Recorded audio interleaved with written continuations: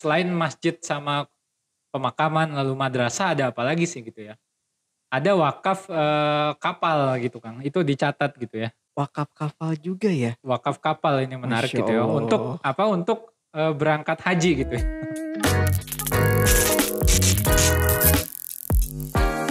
Assalamualaikum warahmatullahi wabarakatuh. Kembali lagi di Sinergi Podcast. Di episode hari ini kita akan membahas tentang serial Wakaf di Nusantara bersama saya Irfan Azandi.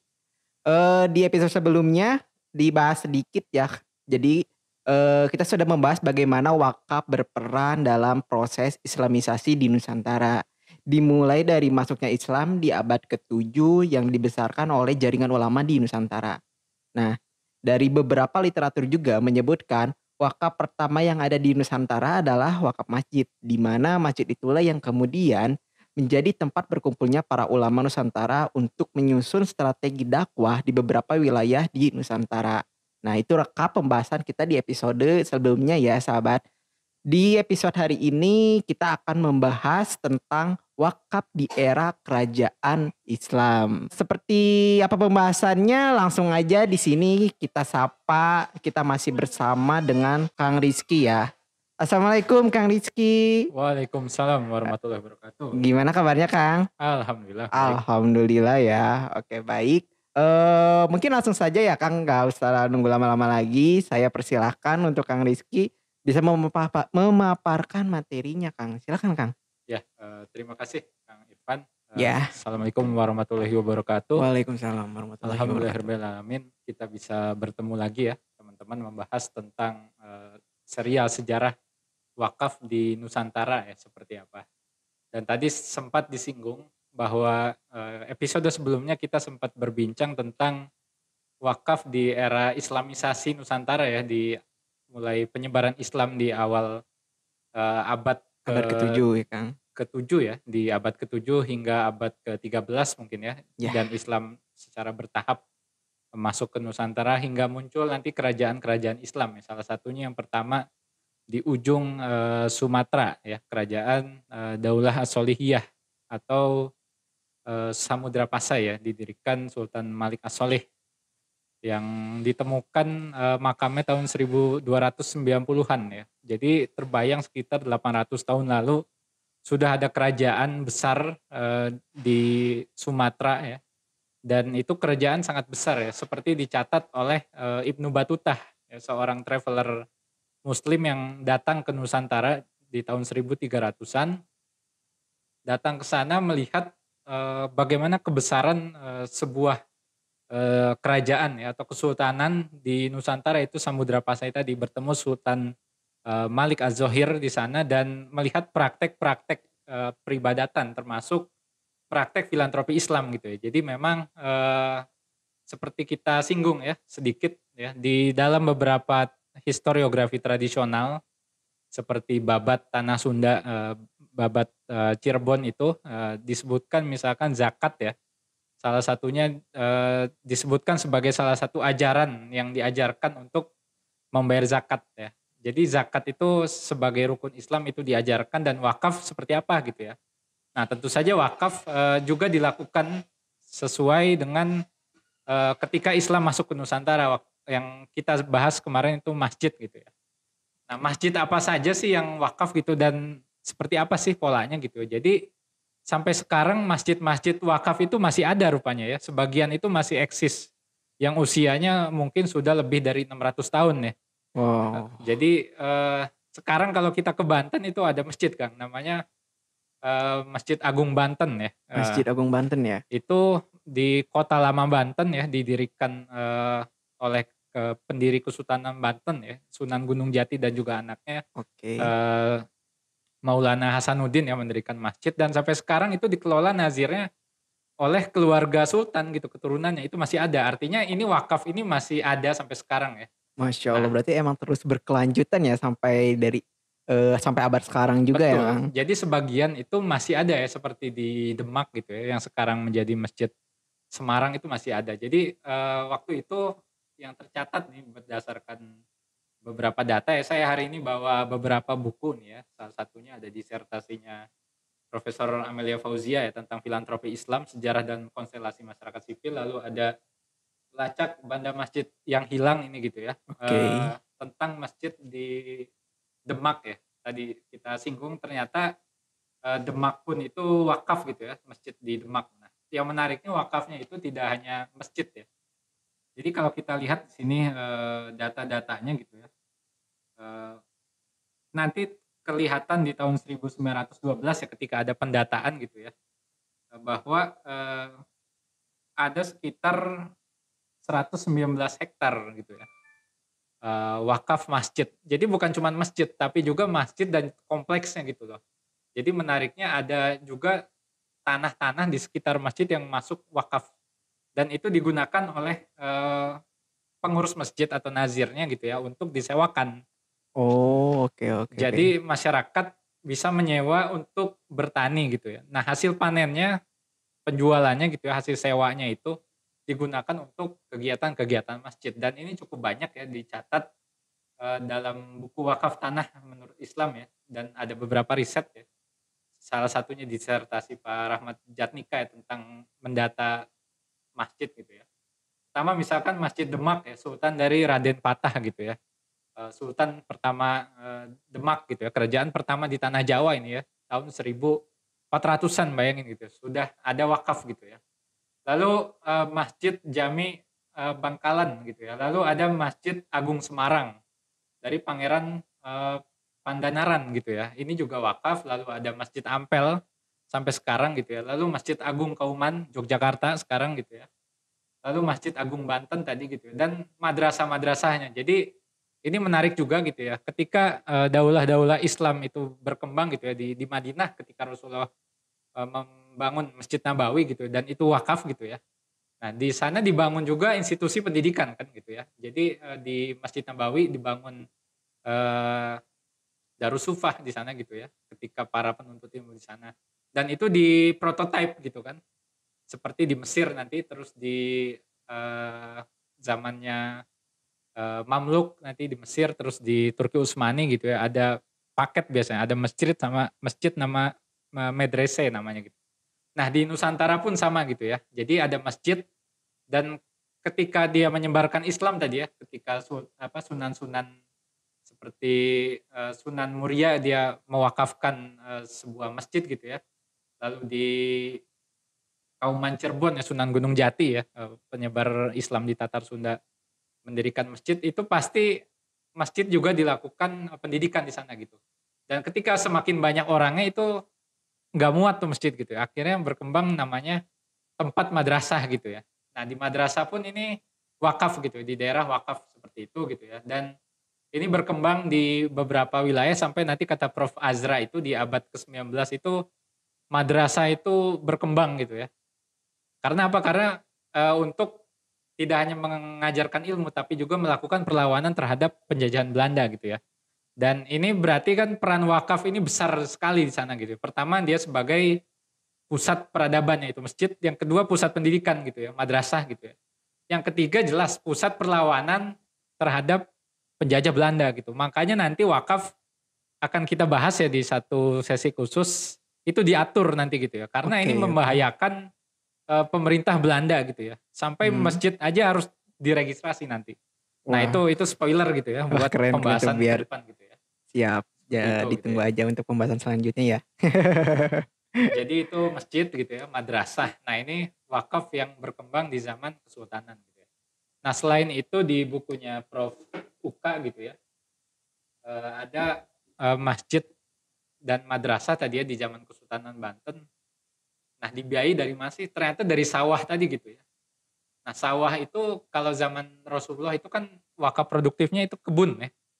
Ketika di surat Ali Imran itu Abu Tolhah itu kan ingin mewakafkan harta terbaiknya gitu ya, Taman Bairuha. Nah, di Nusantara itu gitu yang berkembang ya sawah gitu kan.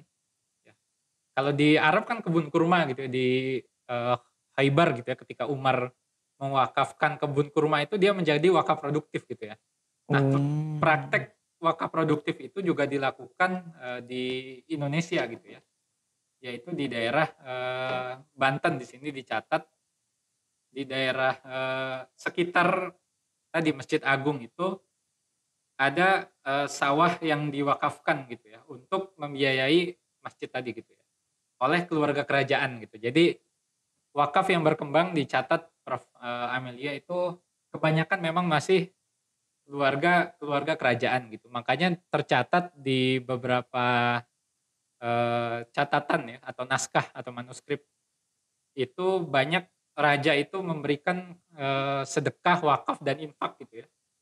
Dan itu dicatat juga oleh beberapa pelancong ya, baik dari Muslim seperti Ibnu Battuta tadi ya, dan juga dari Portugis misalkan Tome Pire gitu ya, yang keliling sampai ke Maluku gitu ya, terus di pesisir Jawa dia menyaksikan masyarakat itu membangun masjid gitu ya. Nah jadi masjid itu ada dua tipe gitu ya, yang dibangun wakaf itu oleh sultan gitu ya, dan juga dibangun oleh masyarakat patungan gitu ya. Ada yang ngasih Oh, iya. masyarakat punya bahan kayu gitu misalkan, Oke. itu diwakafkan gitu. Jadi ada dua nih, ada yang crowdfunding gitu ya zaman dulu gitu ya, Iya. yaitu masyarakat langsung gitu ya, dan juga ada yang memang sultan gitu, jadi Dari sultanan yang punya langsung ya. uang gitu kan, yang Oke. punya kekuasaan. Karena memang jangan bayangin kayak sekarang Kang, Mhm. zaman dulu itu tanah itu ya punya raja gitu loh gitu. Iya Jadi iya nggak ada iya. sertifikat hak milik dulu itu gitu. Iya iya. Ya yang Semuanya punya itu dikuasai oleh raja raja gitu. ya. Iya, tanah itu miliknya raja, beda sama konsep Zaman sekarang sekarang gitu ya, ya. seperti itu gitu. Zaman sekarang nggak punya sertifikat, punyanya Iya, Gus Dur ya. kayak gitu Iya. ya. Nah, ini kata Prof. Amel gitu ya, naskah dan tulisan dia tulisan-tulisan gitu ya, menyebut istilah sedekah, zakat, dan wakaf gitu. Jadi disebutkan dalam naskah-naskah gitu ya. Seperti misalkan Bustanus Salatin ya, taman para sultan gitu. Terus ada Tajus Salatin. Tajus Salatin itu mahkota para sultan, para raja gitu ya. Disebutkan di Tajus Salatin misalkan untuk memberikan sedekah gitu ya. Dan salah satu bentuk sedekah itu kan wakaf gitu ya. Iya, betul. Seperti itu gitu ya. Jadi disebutkan untuk mencintai orang-orang miskin, anak yatim, menghindari keserakahan dan berbuat adil. Nah, itu disebutkan di kitab Tajus Salatin gitu ya. Nah, itu terkait di zaman kerajaan Islam gitu ya. Lalu terkait masjid tadi banyak dibangun ya, beriringan dengan proses Islamisasi gitu ya. Jadi Islam itu ketika ada kerajaan itu mayoritas masyarakat masih belum Islam gitu kan. Makanya perlu namanya proses Islamisasi atau dakwah. Dan masjid itu memiliki peran sentral, lalu ada madrasah gitu ya. Dan para ulama gitu mendirikan banyak masjid gitu ya di Pati, di Kudus, Jepara, Cirebon, Banten gitu ya. Jadi kalau Kang Irfan sempat jalan-jalan dari Aceh sampai ke Papua itu Islam sudah ada gitu ya. Waduh, Masya Allah. Nah, Tapi saat ini belum kesampaian sih. belum Pengen juga kesampaian ya. jalan-jalan sampai dari Sabang sampai Merauke ya. Nah itu, jadi itu menarik. Itu ada setiap daerah itu ada daulah-daulah Islam, kesultanan Islam gitu ya. Ternate gitu ya, terus di Fak-Fak gitu ya. Seperti di Papua lah, di Raja Ampat itu kan kesultanan Islam gitu ya. Dan Iya. itu jauh lebih tua daripada Kristen masuk ke Irian Jaya gitu ya. Hmm. Jadi bahkan ada kepercayaan masyarakat bahwa Islam di sana itu sudah ada semenjak Papua diciptakan gitu, sampai mengakarnya Islam di sana gitu ya. Dan itu tradisi wakaf itu terjadi ya, dicatat dan ada risetnya ya di disertasinya Rahmat Jatnika di Jawa Timur gitu ya. Nah, dia mencatat masjid gitu ya, wakaf pada abad ke-17 gitu. Nah, yang menarik zaman dulu itu wakaf itu menurut Terhar ya orang Belanda itu, wakaf itu sudah menjadi semacam adat akhirnya karena udah biasa gitu ya. Jadi nggak dicatatkan gitu loh, nggak kayak sekarang gitu ya. Yang mulai dicatetin tuh ada ikrar wakafnya gitu. Zaman dulu itu wakaf Oh. ya langsung ngomong aja gitu ya. Iya iya iya. Makanya catatannya menurut Prof. Amelia itu agak sulit gitu ya melacaknya Hmm. gitu ya. Karena sudah menjadi bagian adat masyarakat gitu ya. Ini menarik sekali gitu ya wakaf itu gitu. Jadi ketika membangun masjid masyarakat dia udah ngeh itu wakaf sebetulnya Iya. gitu loh.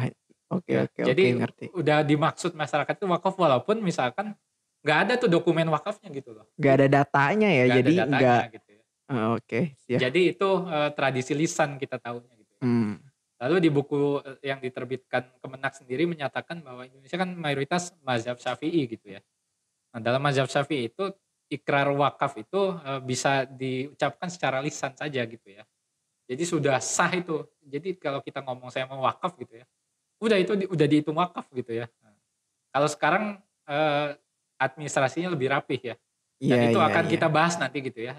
Bagaimana administrasi itu Di lebih zaman rapih ya sekarang ya. di era modernisasi pengelolaan wakaf gitu di Oke. awal abad ke-20 mungkin nanti beberapa episode ke depan gitu ya.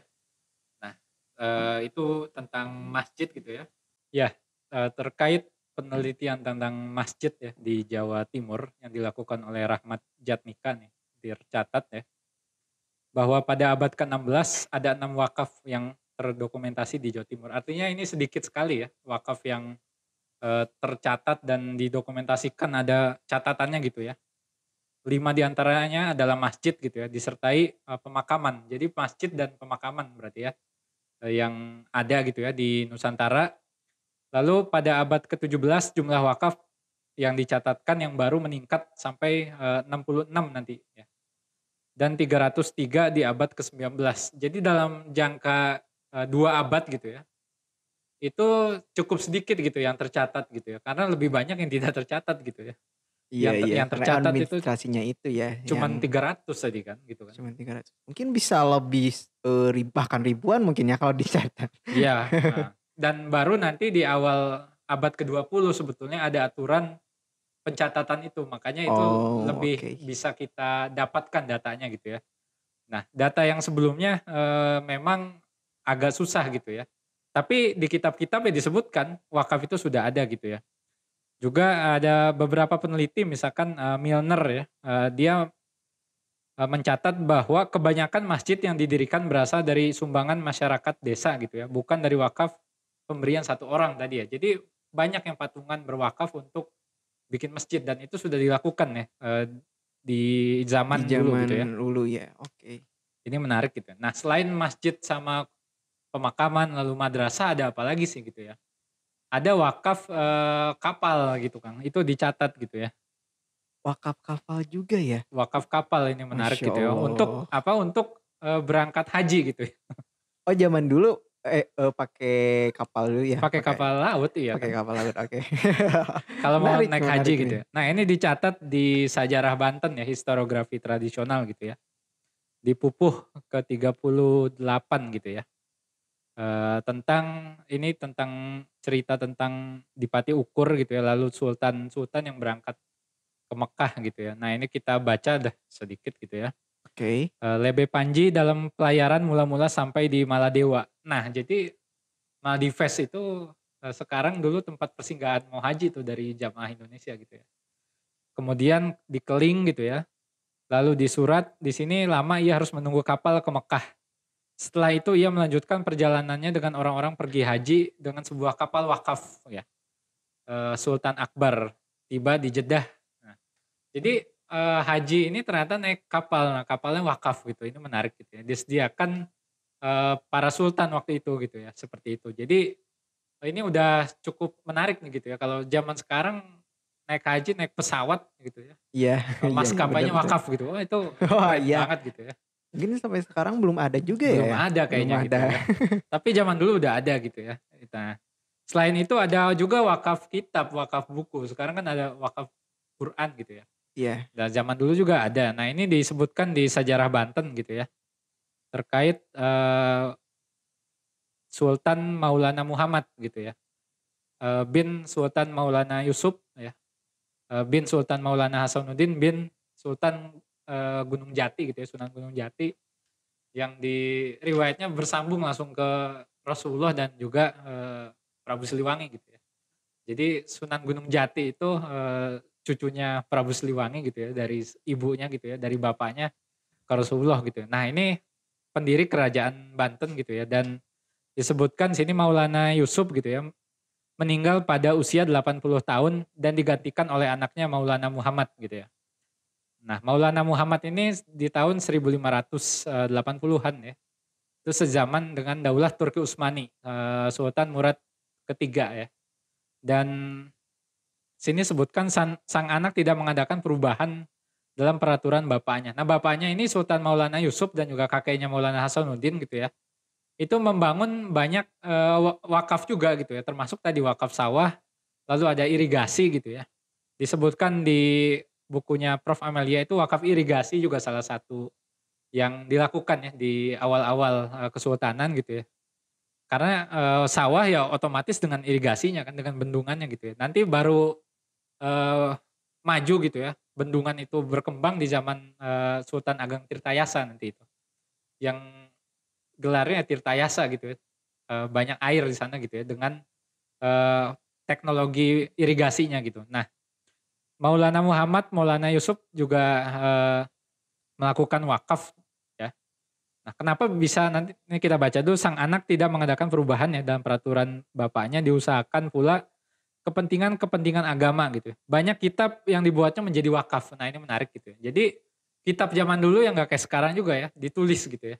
Dan itu diwakafkan gitu kitab itu gitu ya. Masya Allah. Jadi itu kitab-kitab itu diwakafkan, bahkan kitab Tajusalatin itu tadi yang ditulis Imam Al-Bukhari Al-Jauhari ya tahun 1600 itu disebar di kalangan para sultan, Iya, termasuk iya. di Mataram nanti dan juga di Yogyakarta gitu ya, disebutkan Sultan Hamengkubuwono pertama itu dia membaca itu kitab tentang tadi nasihat-nasihat supaya rajin bersedekah gitu ya dan Oke. sebagainya gitu. Dan termasuk di sini gitu ya, kitab yang dibuatkan menjadi wakaf ya. Jadi beliau ngaji kitab gitu ya, buku-buku ini wakaf ternyata. Jadi ini menarik ya di zamannya Sultan Maulana Muhammad ya, Sultan Kesultanan Banten gitu ya, dan buku ini wakaf gitu ya. Jadi, nah ini dari mana sih dia bisa, eee, ada wakaf buku ini sih gitu ya. Pertanyaannya kayak gitu ya, infonya dari mana gitu ya. Nah ternyata menurut Prof. Amelia gitu ya, disebutkan ada kemungkinan besar gitu ya, eee, daulah ini saling berhubungan. Jadi tadi kan berangkat haji ya. Iya. Nah itu, ketemu sama, Turki Utsmani gitu ya. Jadi khilafah Turki Utsmani itu di tahun 1500-an itu sudah eksis gitu ya, dan Turki Utsmani salah satu negara yang wakafnya paling berkembang gitu ya. Jadi wakaf cash itu ada zaman Turki Utsmani gitu, patungan uang itu. Lalu ada wakaf, sabil ya, di zamannya Mamluk, di zaman Turki Utsmani, pengairan pun ada gitu ya. Lalu, ada imaret. Imaret ini makan gratis gitu ya. Warga yang nggak mampu itu bisa ke dapur umum, imaret itu dapur umum di masjid ya, di sekitar masjid. Nah itu bisa makan ke sana. Lalu ada wakaf, Oh. pemandian ya, pemandian itu berbayar gitu ya, dan itu hasil wakafnya untuk membiayai pendidikan di sana, termasuk buku-buku ini gitu ya. Nah diduga ini karena kontak dengan dunia internasional gitu ya, Oke. maka wakaf-wakaf kayak kapal, terus buku gitu, itu ditiru juga gitu di, Nusantara seperti itu gitu ya. Jadi menarik tadi ada wakaf masjid berarti, terus Iya. ada, pemakaman, Oke. apalagi tadi, madrasah gitu ya. Terus ada kapal, ada buku, irigasi gitu ya. Dan juga nanti berkembang gitu ya, dan seiring zaman nanti ya, kesultanan semakin besar dan kontak di dunia internasional terjadi gitu ya, maka, akan ada wakaf kita ya, orang Indonesia itu tidak hanya di Nusantara tapi juga di Mekah nanti gitu. Dan ini, sangat menarik gitu ya, seperti itu gitu ya. Nah, kalau masjid ini cukup banyak gitu ya, wakafnya gitu ya. Ini saya bacakan salah satu ikrar wakaf yang dibacakan di abad ke-19 ya, di tahun 1800-an ya. Oke. Yaitu, surat, wakaf seorang ulama besar di Palembang gitu ya. Eee, namanya itu, Syekh Abdul Hamid Al-Mazkur gitu ya, dan Syekh Abdul Karim dan, Syekh Abdul Hamid tadi gitu ya. Jadi ikrar wakafnya sama, mirip-mirip seperti sekarang tapi cukup detail gitu ya. Misalkan ini kepada hari Ahad tanggal 6 Syawal 1310 Hijriah. Sekarang 1400 gitu ya. Jadi ini lebih dari 100 tahun lalu ya, 130 tahun lalu gitu ya. Disebutkan di sini misalkan, kemudian berikrarlah ya, oleh Syekh Abdul Hamid Al-Mazkur adapun milik yaitu 2 masjid di negeri Palembang, 1 masjid di Kampung Karangberahi, Muara Ogan, dan 1 lagi masjid di Kampung Lima Ilir, Lawang Kidul, serta perkakas ya, yang ada di dalam 2 masjid tersebut, stolop-stolop, lampu-lampu, kendil-kendil, gerobok-gerobok semuanya pada, yang ada di dalam itu 2 masjid, yang tersebut pada masa sekarang juga aku nazarkan dengan nazar munjaz, aku berikan wakaf lillahi ta'ala gitu ya. Masya selama-lamanya gitu ya. Allah. Ini disebutkan di ikrar wakafnya, tempat orang berbuat ibadah dan sembahyang tidak harus lagi ahli warisku buat jual. Jadi nggak boleh dijual nih katanya gitu. Ya, ya. Atau gadaikan gitu ya. Mm. Atau dibagi waris. Aku tidak ridho dunia akhirat gitu ya. Jadi ini disebutkan gitu ya, ikrar wakaf masjid seperti itu gitu ya. Nah itu sebagai contoh wakaf-wakaf di Kesultanan Nusantara gitu ya. Nah Mm-mm. untuk pembahasan selanjutnya mungkin di episode selanjutnya tadi ya. Jadi tidak hanya di Nusantara tapi juga dilakukan di Jazirah Arab gitu ya. Ada dokumennya orang Aceh wakaf di Mekah gitu ya. Oke. Orang Kesultanan Bima ya di NTB sekarang wakaf di daerah Hijaz gitu. Itu ada gitu ya. Dan Sultan Yogyakarta pertama pun punya wakaf di sana gitu. Dan ini kita bahas di next episode ya insya Allah. Mungkin itu saja ya mungkin untuk pertemuan hari ini. Terima kasih. Assalamualaikum warahmatullahi wabarakatuh. Masya Allah, terima kasih Kang Rizky atas paparannya. Mungkinnya sangat bermanfaat sekali buat pengetahuan-pengetahuan kita, buat para sahabat juga. Mungkin tarik dari kesimpulannya dari awal masuk ke Nusantara itu daerah Banten ya Kang. Wakaf dikenalkan berupa wakaf masjid, terus berkembang menjadi wakaf produktif mungkin ya di salah satu di masjid itu yang di tanah wakafnya itu dibuat pertanian sehingga dari hasil pertanian itu bisa dijadikan dana wakaf juga. Nah, selanjutnya juga terus berkembang di Nusantara sehingga ada wakaf kapal ya kan, wakaf pemakaman, air dan lain sebagainya, Masya Allah. Jadi perkembangan wakaf itu dari dulu juga udah sangat-sangat pesat ya. Jadi Ya, buat sahabat yang mau tahu kelanjutannya di episode selanjutnya kita akan bahas lebih lanjut lagi terkait wakaf di Nusantara dan di dunia juga. Mungkin cukup segitu untuk pembahasan kali ini di Sinergi Podcast. Untuk selanjutnya jangan lupa nanti dengerin dan tonton juga ya Sinergi Podcast. Jangan lupa saya Irfan Azandi. Tetap satu hati, jangan lupa berbagi, berinvestasi di sinergi. Assalamualaikum warahmatullahi wabarakatuh.